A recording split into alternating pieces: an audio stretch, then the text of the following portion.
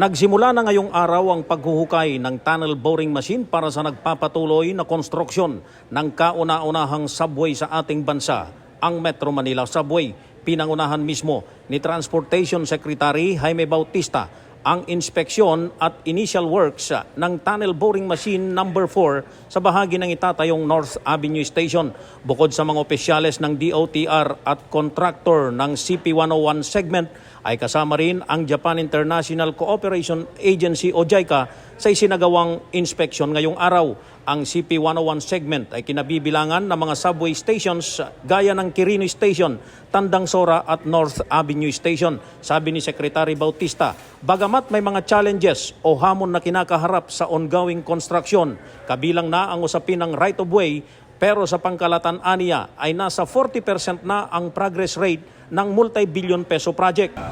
We don't see any problem with the financing. Sabi naman ni DOTR Undersecretary for Railways Jeremy Regino, lahat ng bansa sa buong mundo ay nagiging problema ang issue ng right-of-way, pero giit ng opisyal, hindi ito magiging dahilan ng delay sa first subway project sa Pilipinas.